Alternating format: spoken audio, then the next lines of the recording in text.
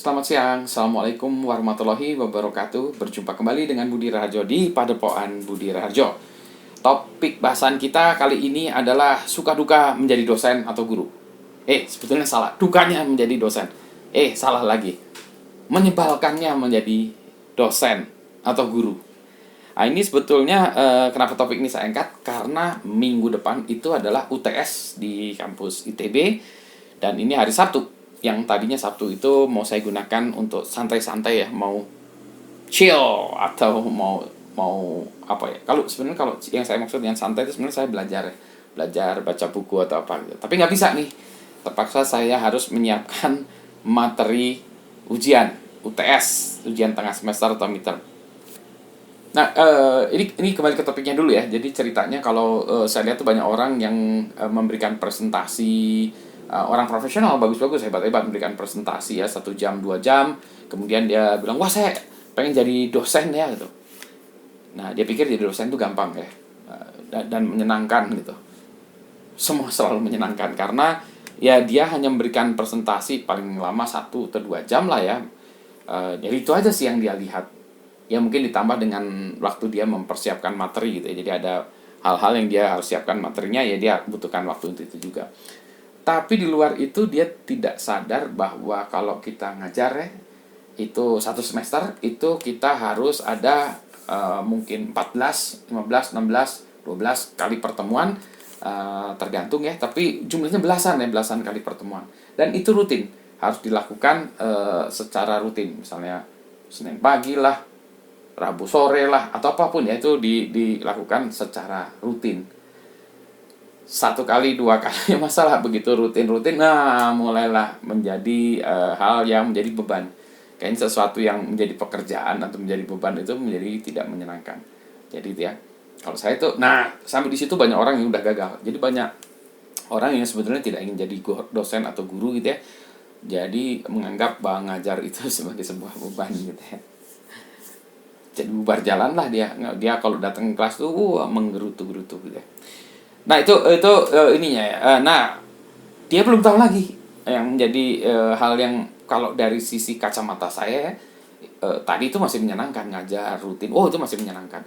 Yang tidak menyenangkan adalah membuat soal ujian, menguji dan memeriksa soal ujian dan menilai. Kalau boleh emang ngajar aja gitu ya. Yang menguji menilai serahin ke asisten aja ya. Tapi asisten itu justru malah nggak bisa. Asisten malah bisa bantu ngajar, tapi menilai itu masih urusannya dosen ya. Asisten memang masih bisa diminta untuk menilai yang sifatnya rutin atau yang ya menilai yang sifatnya ya, jumlahnya banyak. Sekarang kan kalau kita ngajar ya, sebetulnya ngajar itu kan tujuannya supaya dapat dipahami. Nah, bagaimana ini kan kita ini ya membuat suatu daftar keluaran atau luaran atau outcome yang diinginkan dari kuliah itu ya. Misalnya nanti kita berharap mahasiswa bisa paham ini bisa menerapkan rumus apa gitu ya gitu.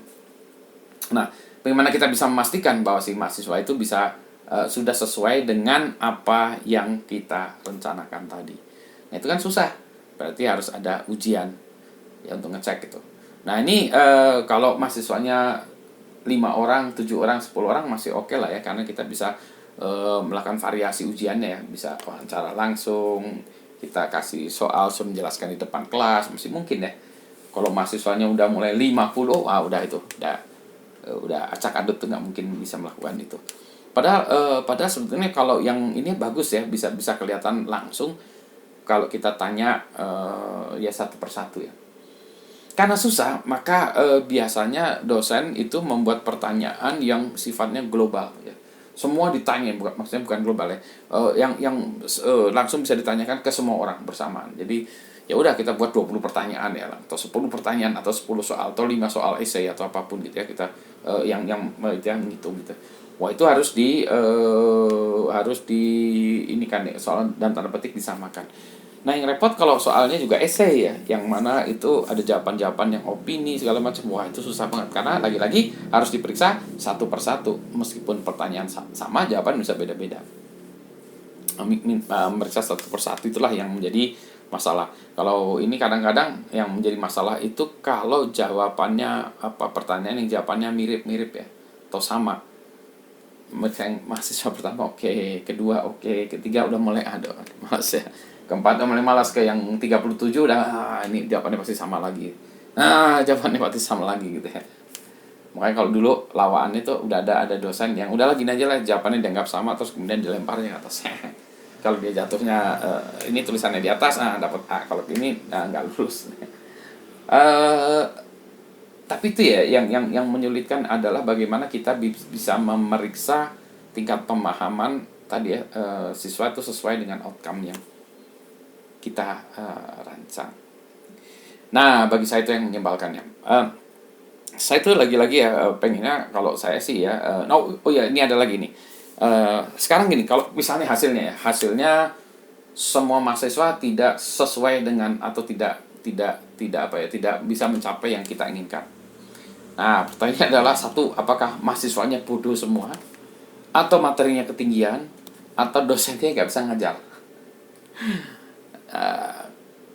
Banyak dosen yang karena takut dianggap dosennya nggak bisa ngajar segala macam gitu ya, maka materinya diturunkan ya kualitasnya, sehingga mahasiswanya diluluskan semua.